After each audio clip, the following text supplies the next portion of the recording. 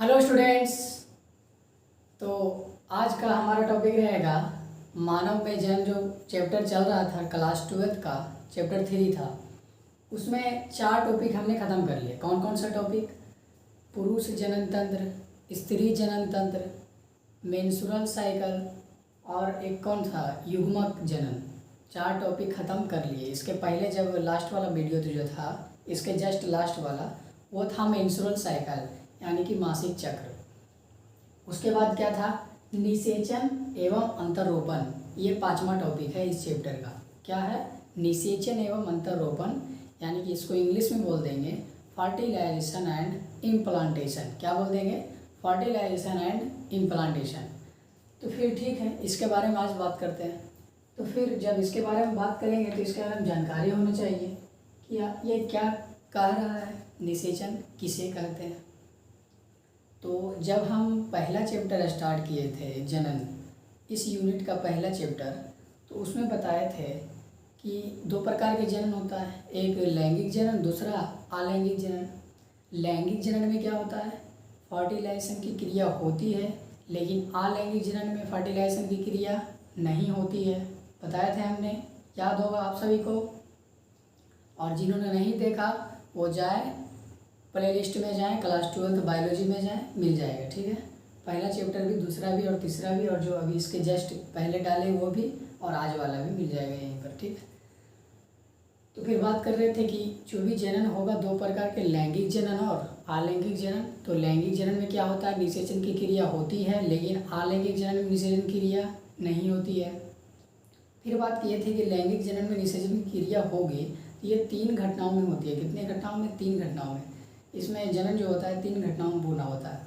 एक निषेचन की पहली वाली अवस्था, निषेचन पूर्व अवस्था, एक निषेचन अवस्था जिसमें निषेचन होता है, एक निषेचन की बाद वाली अवस्था, जब युग्मक मिल जाता है, मतलब जब फर्टिलाइजेशन हो जाता है तो उसके बाद वाली अवस्था। लेकिन ये कौन सी अवस्था है? निषेचन अवस्था। तो ये जो भी होगा निषेचन एवं अंतरोपण किस अवस्था में होगा? निषेचन अवस्था में होगा। अंतरोपण होगा निषेचन के बाद वाले अवस्था में। तो आज पढ़ रहे हैं निषेचन वाला अवस्था। कौन सा अवस्था? निषेचन वाला अवस्था। वो भी किसमें? मानवों में। मानवों में देखेंगे कि निषेचन की अवस्था निषेचन जो फेज होता है, निषेचन जो अवस्था होता है, वो कैसे होता है। ठीक, तो फिर मानव में देख रहे थे स्त्री जनन तंत्र बताए थे, तो आप लोग को याद होगा कि ये ऐसा कुछ था, स्त्री जनन तंत्र।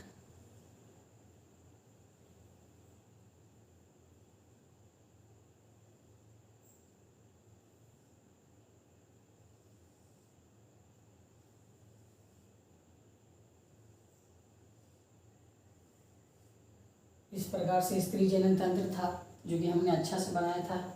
ठीक है, यहाँ पर क्या था? अंडाशय था। ये क्या था? यूरोपियन नलिका थी और इंद्रिया था। ठीक है, उसी तरह से इधर भी ऐसे था। ये फिगर था स्त्री जनन तंत्र का। इसका अच्छा फोटो, एकदम डिटेल फोटो सबका नामकरण के साथ बताए हैं स्त्री जनन तंत्र वाले टॉपिक में। ठीक है, तो वहीं से बात करते हैं कि जब निषेचन कब होगा, जब युग्मक का निर्माण हो जाएगा तब। तो युग्मक जनन भी पढ़ा दिए कि स्त्री में युग्मक जनन कहाँ होगा? अंडाशय के अंदर होगा। यही तो अंडाशय है, इसी के अंदर युग्मक बनेगा। तो मादा के अंदर जो युग्मक बनेगा उसको मादा युग्मक बोलेंगे, और पुरुष के अंदर जो युग्मक बनेगा उसको पुरुष युग्मक बोलेंगे। यानी कि देखो, पुरुष में कौन सा युग्मक बनता है? स्पर्म बनता है, और स्त्री में ओवा बनता है। तो पुरुष में स्पर्म जो ओवा बनता है वो कहाँ बनता है? अंडाशय के अंदर। अंडाशय के अंदर ये बनता है ओवा, ये स्त्री के अंदर बनता है। लेकिन पुरुष के अंदर बनेगा तो किसमें? टेस्टिस में बनेगा, वृषण में। याद करो, बताए थे कि वृषण में ही स्पर्म का निर्माण होता है, और इसके लिए 2 से 2.5 डिग्री कम चाहिए शरीर के ताप से, इसलिए ये शरीर के बाहर भी पाया जाता है। सब कुछ बता चुके हैं। ठीक है, तो उसको याद रखना। तो पुरुष में क्या होगा? स्पर्म का निर्माण होगा, युग्मक का निर्माण, और स्त्री में क्या होगा? ओवा का निर्माण होगा। तो युग्मक निर्माण हो गया भाई साहब। अब क्या होने वाला है? निषेचन होने वाला है। तो बताए थे कि निषेचन होने के लिए सबसे पहले क्या होना होगा? गैमीट का ट्रांसफ़र होना होगा। क्या? गैमीट का ट्रांसफ़र होना पड़ेगा। तो गैमीट का ट्रांसफ़र कैसे होगा? अब सवाल आता है कि गैमीट का ट्रांसफ़र कैसे होगा। तो फिर बात करते हैं। ये भी बताए थे कि स्त्री की जो ओभा होती है, यानी कि ये जो युग्मक होता है स्त्री का युग्मक, वो क्या होता है? अचल होता है। क्या? अचल। काफ़ी बड़ा होता है और अचल होता है, ये भी बताए थे।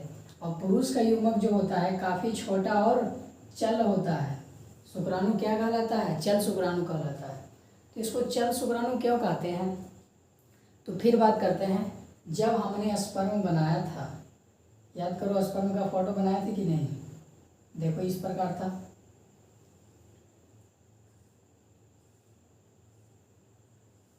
कुछ इस प्रकार का स्पर्म का फोटो था, बीच में न्यूक्लियस था। इसको एक्रोसोम बोल रहे थे, ठीक है। इसको न्यूक्लियस बोल रहे थे। ये हेड वाला पोर्शन था, ये नेक था। और इसमें क्या था?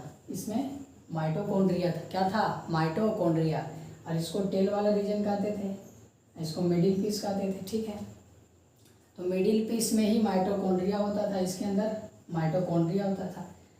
तो फिर बात करते हैं शुक्राणु चल कैसे होता है। यही जो शुक्राणु का ये जो स्ट्रक्चर है, इसके मिडिल पीस में माइटोकॉन्ड्रिया पाया जाता है। क्या? माइटोकॉन्ड्रिया। और जैसे कि आप लोग को पता होगा कि माइटोकॉन्ड्रिया के अंदर क्या होता है? क्रेब्स साइकिल चलता है। और क्रेब्स साइकिल चलता है तो उसमें क्या होता है? ऊर्जा का निर्माण होता है, ग्लूकोज एटीपी का निर्माण होता है। एटीपी क्या है? ऊर्जा का ही तो एक फॉर्म है। एडेनोसिन ट्राइफॉस्फेट उसको बोलते हैं, ऊर्जा का एक फॉर्म है। तो इससे ऊर्जा मिलती है और स्पर्म गतिशील होता है और स्पर्म क्या होता है? चलता है। तो गैमीट का ट्रांसफ़र यहाँ पर कैसे होने वाला है? बोले थे कि शुक्राणु चल होता है, तो इसी के कारण चल होता है, माइटोकॉन्ड्रिया के कारण। इसी के कारण ये चल पाता है।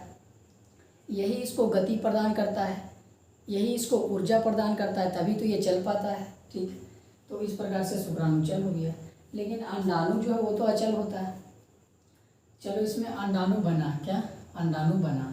तो ये भी बताए थे कि कम्प्लीटली 14वें दिन अंडाणु जब बनता है, तो 14वें दिन जब बाहर निकलता है, मतलब कि बताए थे ना, मासिक चक्र बताए थे, तो उसमें बताए थे कि इसमें फॉलिकल का निर्माण होता है, फिर कम्प्लीटली अंडाणु बनता है और 14वें दिन अंडाणु बाहर निकलता है। क्या? ओव्यूलेशन की क्रिया 14वें दिन जो बाहर निकलता है, तो कम्प्लीटली अंडाणु बाहर नहीं निकलता है, वो क्या निकलता है जानो? उसे कहते हैं सेकेंडरी oocyte। क्या कहते हैं? Secondary oocyte। और वही सेकेंडरी oocyte किससे निकलता था? ग्राफियन फॉलिकल से। याद करो, किससे? ग्राफियन फॉलिकल से। ग्राफियन फॉलिकल से। ग्राफियन फॉलिकल से क्या निकल रहा था? सेकेंडरी oocyte निकल रहा था। तो ग्राफियन फॉलिकल कुछ इस प्रकार से था, देखो बताए थे हम। और ये सेकेंडरी oocyte है, इसके चारों ओर जोना पेलिसुडा का लेयर होता था और थीका एक्सटर्ना ये सब होता था। बीच में क्या होता था? ये सब ग्रेनुलोसा लेयर, और बीच वाले वो क्या कहते थे? ये था ग्राफियन फॉलिकल। क्या था? Graafian follicle. जिन्होंने नहीं देखा वो देख ले इसके, जब बता रहे थे कब, जब बता रहे थे oogenesis, उसमें ये बता चुके हैं ग्राफियन फॉलिकल का स्ट्रक्चर। तो उसमें क्या होता था? ये सेकेंडरी oocyte बना था, कम्प्लीटली ओवा का निर्माण नहीं हुआ था, सेकेंडरी oocyte बना था। और यही सेकेंडरी oocyte 14वें दिन बाहर निकलता है मासिक चक्र के दौरान। तो मासिक चक्र भी बताए थे, तो वहाँ पर बताए थे कि 14वें दिन जो अंडाणु बाहर निकलता है वो कम्प्लीटली अंडाणु नहीं बाहर निकलता है, बल्कि सेकेंडरी oocyte बाहर निकलता है, ठीक। जब सेकेंडरी oocyte बाहर निकलेगा तो इसके साथ जोना पेलिसुडा का लेयर भी रहेगा, बिल्कुल रहेगा, इसके साथ जोना पेलिसुडा का लेयर भी रहेगा। कोरोना रेडियाटा भी रहता है। क्या रहता है? कोरोना रेडियाटा भी रहता है, ठीक। ये सब रहता है। तो फिर ये तो अचल होता है, ये फिर कहाँ आता है? ये फिर यहाँ से यहाँ पहुँचता है। कहाँ? एम्पुला वाले रीजन में। ये मान लो अंडाणु या सेकेंडरी oocyte कहाँ पहुँच गया? एम्पुला वाले रीजन में। तो फिर सवाल आता है कि जब स्त्री युग्मक अचल होती है, मतलब नहीं चल सकती है, तो ये यहाँ से फिलोपियन नलिका के एम्पुला तक कैसे पहुँच गई? सवाल आता है कि नहीं? हम तो बताए थे कि शुक्राणु चल होता है, तो चलो ठीक है, इसमें माइटोकॉन्ड्रिया हुआ, ये तो चल जाएगा, गतिशील हो जाएगा, इसको ऊर्जा मिल जाएगा तो ये चलेगा। लेकिन ये जो स्त्री युग्मक है, सेकेंडरी oocyte है या अंडाणु है, ये कैसे यहाँ तक पहुँच जाएगी? तो फिर एक बात बता देते हैं, ये जो फिलोपियन नलिका होती है इसके अंदर हेयर लाइक स्ट्रक्चर, क्या हेयर लाइक स्ट्रक्चर, इसमें क्या पाया जाता है? सीलिया। क्या पाया जाता है? सीलिया। इसमें बहुत सारे हेयर लाइक स्ट्रक्चर सीलिया मौजूद होते हैं।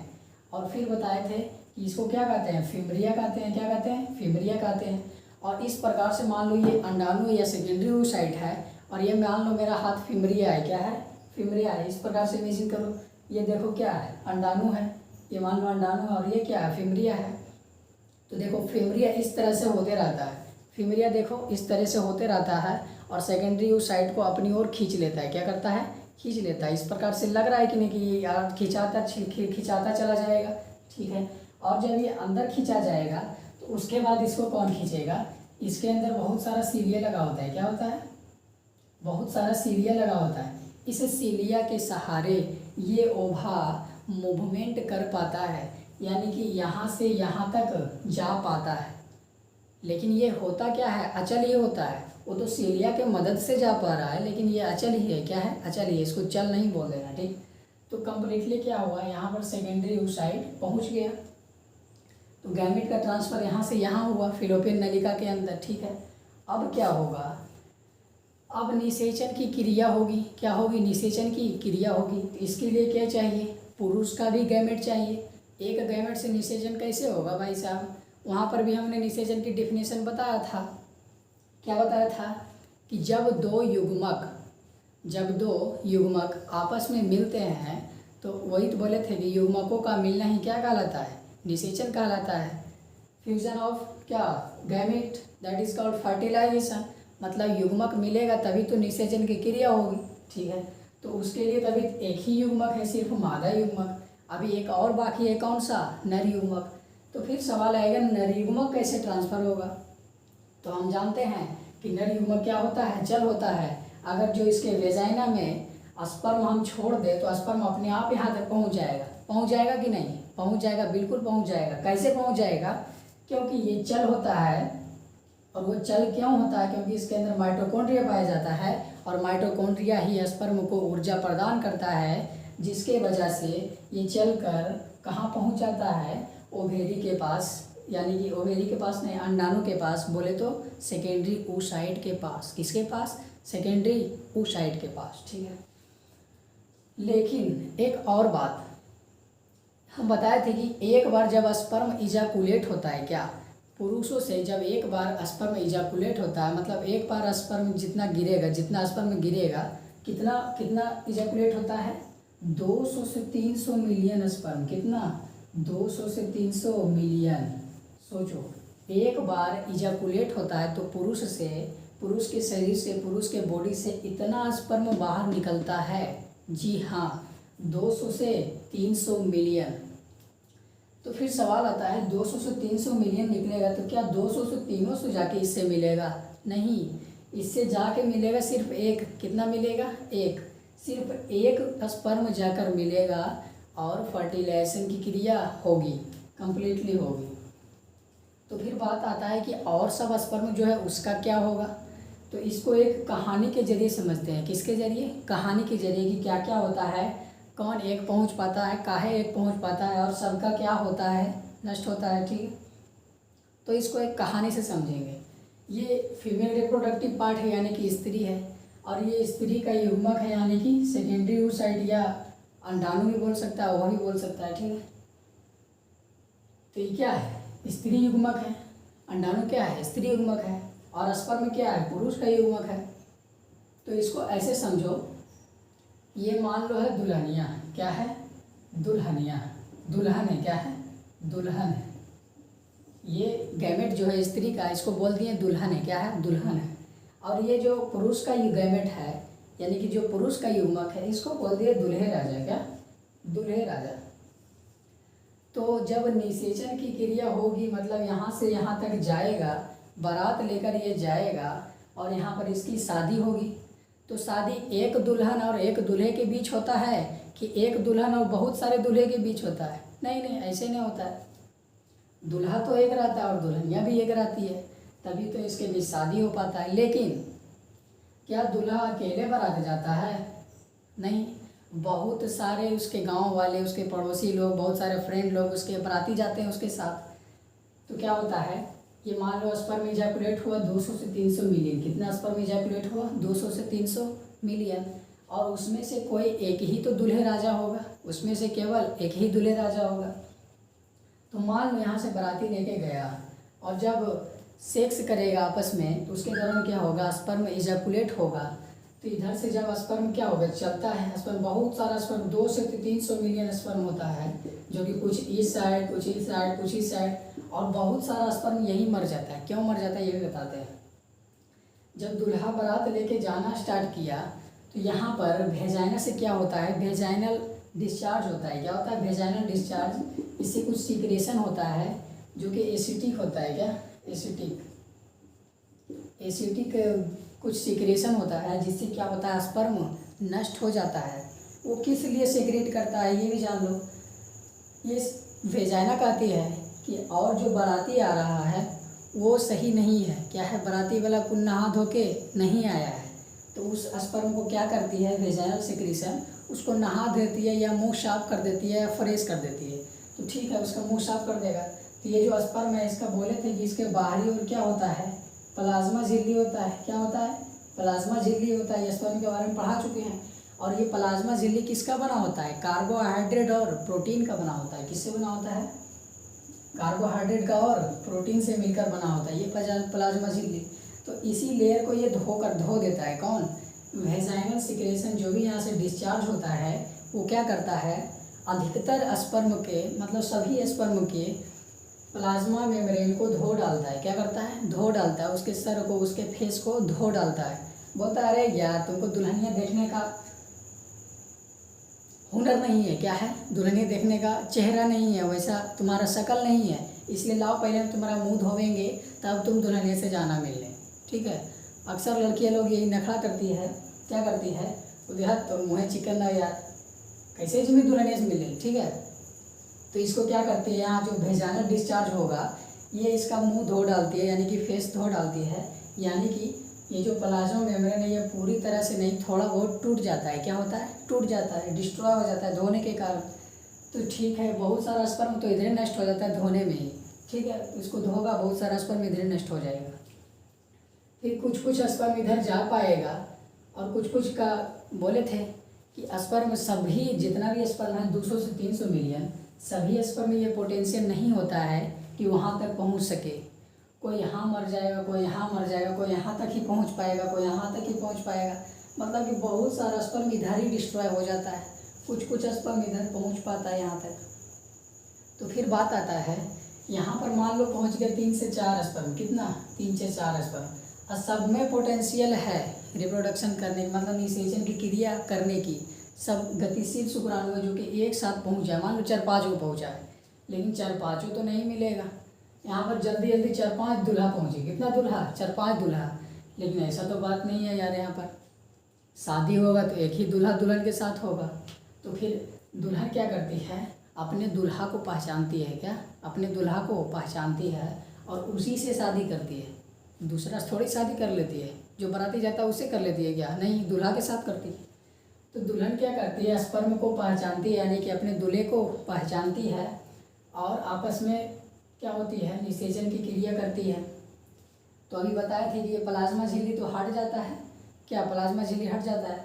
और जैसे ही प्लाज्मा झिल्ली हटा, तो ये क्या करती है, दुल्हन में अपना मुंडी घुसा दे, मतलब कि अंडाणु में अपना ये सर घुसा देता है ये शुक्राणु। ठीक है। और जैसे ये घुसाता है, फिर इधर चारों ओर लेयर घेर लेता है। इससे क्या होता है, बंद हो जाता है। उससे क्या होगा कि दूसरा दूल्हे राजा नहीं आ जाए, यानी कि दूसरा स्पर्म भी इसको छेद नहीं कर पाए। यानी कि छेद करेगा तो इसके अंदर और सारा स्पर्म घुस जाएगा, लेकिन ये पोटेंशियल नहीं होता है। और एक चीज़ बता दें कि यहाँ पर रिसेप्टर भी होता है। क्या? रिसेप्टर भी होता है। कौन सा रिसेप्टर? स्पर्म पहचानने का रिसेप्टर। ये क्या होता है, मान लो ये रिसेप्टर क्या होता है, ह्यूमन का स्पर्म को पहचानता है। क्या करता है? उसकी ह्यूमन के स्पर्म की पहचान करता है, ह्यूमन के स्पर्म की पहचान करता है। मान लो यहाँ पर कुत्ता का स्पर्म दे दिए। क्या? कुत्ता का। या मान लो घोड़ा का स्पर्म दे दिए, तो क्या वो भी फर्टिलाइज हो जाएगा? नहीं नहीं, कभी नहीं। अरे यार, ये आदमी का अंडाणु है, यानी कि स्त्री का अंडाणु है, यानी कि ह्यूमन का है, तो ह्यूमन का स्पर्म ही इससे मिल पाएगा। यहाँ पर वैसा रिसेप्टर होता है ताकि उसको पहचान कर पाता है, और पहचान कर पाता है तभी एक दूसरे से मिल पाता है, और जब मिलता है तो उसी क्रिया को ही निषेचन कहते हैं। तो क्या बोल रहे थे, यहाँ पर रिसेप्टर होता है, रिसेप्टर से ही पहचानता है। यहाँ पर मान लेते दिए कुत्ता का स्पर्म या घोड़ा का स्पर्म, तो वो जाके नहीं मिलेगा, वो नष्ट हो जाएगा, कभी नहीं मिलेगा। तो यहाँ पर सिर्फ ह्यूमन का ही स्पर्म मिल पाएगा, और ह्यूमन का स्पर्म मिलता है, जैसे ही मिलेगा यहाँ पर क्या हो जाएगा, फर्टिलाइजेशन हो जाएगा। तो फर्टिलाइजेशन बेसिकली क्या कहलाया, दो युग्मकों का मिलना, दो युग्मकों का मिलना, और वो भी दो ऑपोजिट युग्मक, यानी कि एक अंडाणु है तो दूसरा शुक्राणु है, यानी कि अंडाणु अंडाणु थोड़ी मिलेगा यार। और एक क्या होता है इसमें, एक और बात बता दें कि एक महीने में इस ओवेरी से अंडाणु निकलता है तो दूसरे महीने में इस ओवेरी से। इसका अर्थ क्या हुआ, मासिक चक्र बताए, क्या बताए, उसमें क्या होता है, 14वें दिन 13 दिन तक बन जाता है, और 14वें दिन अंडा बाहर आता है, यानी कि सेकेंडरी oocyte बाहर आता है। तो एक बार इस अंडाशय में अंडाणु बनता है, और एक बार इस अंडाशय में, यानी कि एक मंथ में इससे, एक मंथ में इससे, दूसरे मंथ में इससे, तीसरे मंथ में इससे, मतलब चौथे, पाँचवें, छठे, सातवें, इस तरह से चलते रहता है। ठीक है, एक बार इस ओवेरी से, दूसरे बार इस ओवेरी से, ऐसे ही चलते रहता है। ठीक है, फिर आगे बता दें कि निषेचन क्या कहलाया, दो युग्मकों का मिलना ही निषेचन कहलाया। और इसको फिर और अच्छा से बताते हैं, इसको फोटो वोटो बना के। ठीक है, रुको भी, अभी क्या बोले कि पूरा निषेचन कैसे होता है। एक स्पर्म जाएगा और oocyte भी निकलेगा, और दोनों एक मिलेगा, एक स्पर्म मिलेगा, यानी कि जोना प्लेसोडा लेयर को पेनिट्रेट करेगा। तो सबको समझते हैं फिर से। ठीक है, क्या था ये, क्या था ये, स्पर्म था, और ये फीमेल रिप्रोडक्टिव पार्ट, और ये ओवेरी था। इसी में क्या था, सेकेंडरी oocyte बना था, और ये कहाँ तक पहुँचाया, यहाँ तक। यहाँ तक कैसे पहुँच पाया, यानी कि इस रीजन को बोलते हैं एम्पुला। क्या, एम्पुला, एम्पुला वाले रीजन में ये कैसे पहुँच गया, सेकेंडरी oocyte कैसे पहुँच गया। बोले थे कि ये फिमरिया है, क्या है, ये फिमरिया है। मान लो ये ओवेरी है, यानी कि अंडाशय या सेकेंडरी oocyte है, तो ये फिमरिया क्या करती है, इसको अपनी ओर खींचती है, और ये अपनी ओर खिंचाता चला जाता है, देखो इस तरह से। तो ये कहाँ चला जाएगा, फिलोपियन नलिका के अंदर चला जाएगा। और बताए थे कि फिलोपियन नलिका के अंदर हेयर लाइक स्ट्रक्चर होता है, जिसे सीलिया कहते हैं, और इसी सीलिया की मदद से मूवमेंट हो पाता है। मूवमेंट के कारण ही सेकेंडरी oocyte एम्पुला वाले रीजन में पहुंच जाती है। उसके बाद क्या होगा, ये तो आंचल होता है, इसलिए तो इसको चलने में कौन मदद कर रहा है, सीलिया मदद कर रहा है और फिमरिया मदद कर रहा है। ठीक, लेकिन स्पर्म तो चल होता है, क्योंकि इसके मिडिल पीस में क्या पाया जाता है, माइटोकॉन्ड्रिया पाए जाते हैं, इसी के कारण चल पाता है, एनर्जी मिलता है। तो जब सेक्स किया जाता है तो सेक्स के दौरान क्या होगा, पुरुष का जो इरेक्शन होता है, मतलब उसमें जो स्पर्म इरेक्ट होगा, इजाकुलेट होगा, मतलब उसको क्या कहते हैं, सुनो, पुरुष के लिंग से, यानी कि बोले थे पेनिस से, पेनिस के द्वारा जब स्पर्म बाहर निकलेगा और उसको कहाँ तक, वेजाइना तक जब जाता है, तो उस प्रोसेस को कहते हैं इंसेमिनेशन। क्या, सेमिनेशन कहलाता है। ठीक है, वीर्य सेचन उसको कहते हैं, क्या कहते हैं हिंदी में, वीर्य सेचन, यानी कि युग्मक का पहुँचाना, पुरुष के लिंग से युग्मक का स्त्री के, वहाँ स्त्री के वेजाइना तक पहुँचाना, यही क्या कहलाएगा, इंसेमिनेशन, यानी कि वीर्य सेचन कहलाएगा। ठीक है, तो वीर्य सेचन हो गया, सेक्स किया जब ये दोनों फीमेल और मेल एक साथ में क्या किया, इंटरकोर्स किया, यानी कि आपस में सेक्स किया। इसके दौरान क्या होगा, मेल के पेनिस से क्या होगा, वेजाइना में बहुत सारा स्पर्म आ जाएगा, नहीं चल रहा है, हाँ, वेजाइना में क्या होगा, बहुत सारा स्पर्म आ जाएगा, बहुत सारा। क्या बोले थे, एक बार इजैकुलेट होता है कितना स्पर्म बाहर निकलता है, 200 से 300 मिलियन, लेकिन एक ही पहुंच पाता है और एक ही मिलता है। ठीक है, चलो कोई बात नहीं। और यहाँ पर वेजाइनल सिक्रेशन होता है, जिसके कारण इसके प्लाज्मा मेम्ब्रेन को नष्ट कर देता है। ठीक है, और प्लाज्मा मेम्ब्रेन किसका बना होता है, कार्बोहाइड्रेट और प्रोटीन का, ये भी याद रखना है। तो बेसिकली लास्टली क्या होता है, यहाँ तक 2-4 स्पर्म मान लो पहुँच गया, उसके बाद यहाँ क्या होता है, ये जो नहीं समझ में आया तो इसको बड़ा फोटो बनाए और इसको समझाने का प्रयास किए, देखो क्या होता है। बोले थे कि ये जो सेकेंडरी oocyte होता है, इसके चारों ओर जोना पेलुसिडा का लेयर होता है। क्या? जोना पेलुसिडा का लेयर होता है। तो देखो ये बड़ा वाला जो बनाया है ये सेकेंडरी oocyte है। क्या है? सेकेंडरी oocyte है। और इसके चारों ओर ये क्या है? जोना पेलुसिडा का लेयर है। क्या है? जोना पेलुसिडा का लेयर है। और उसके बाहर क्या होता है? कुछ कुछ प्रोटीन का लेयर होता है। क्या? उसको बोलते हैं ग्लाइकोप्रोटीन लेयर। क्या बोलते हैं? Glycoprotein layer. ठीक है। मान लो यहाँ पर बहुत सारा सन पहुँचा, या 4 पहुँचा, या 5 पहुँचा, या 10 पहुँचा, तो क्या बोले थे? ये जो सेकेंडरी oocyte है ये अपने स्पर्म को पहचानता है, यानी कि रिसेप्टर होता है। तो सब तो ह्यूमन वाला स्पर्म है, तो सबको पहचानेगा, तो सबको थोड़ी अपने मतलब शादी कर लेगा ये स्त्री, एक ही दूल्हा से करेगा, बोले थे। तो क्या होता है इसमें, ये बताते हैं इसका खासियत। जब एक स्पर्म, मान लो बहुत सारा स्पर्म यहाँ घूम रहा है, और जो सबसे तेज होगा, जो सबसे ज़्यादा गतिशील होगा, वो जोना पेलुसिडा लेयर को सबसे पहले उसको पेनिट्रेट कर पाएगा, मतलब कि छेद कर पाएगा। तो सबसे पहले देखो ये स्पर्म जोना पेलुसिडा लेयर को छेद कर पाया है, और कोई छेद किया नहीं। ये देखो यहीं तक रह गया। ठीक है, ये जोना पेलुसिडा लेयर को अभी तक छेद नहीं किया है, और ये तो इधर ही टल रहा है। ये सब तो और काफ़ी दूर है जोना पेलुसिडा लेयर से। तो एक स्पर्म दिख रहा है कि जो कि सबसे पहले जोना पेलुसिडा लेयर को छेद किया है। देखो जोना पेलुसिडा लेयर को छेद किया है। और जोना पेलुसिडा लेयर को छेद कैसे कर दिया, तो बताते हैं। ये स्पर्म में जो भी होता है एक्रोजोम, क्या होता है? एक्रोजोम, वो क्या करता है? जोना पेलुसिडा लेयर को पेनिट्रेट करने में मदद करता है। एक्रोजोम का क्या काम है? जोना पेलुसिडा लेयर को पेनिट्रेट करने में हेल्प करता है, यानी कि छेद करने में मदद करता है। तो यही देखो स्पर्म है, तो स्पर्म का आगे वाला हिस्सा क्या होता है? एक्रोजोम होता है। यही क्या करता है? जोना पेलुसिडा को छेद करने में मदद करता है।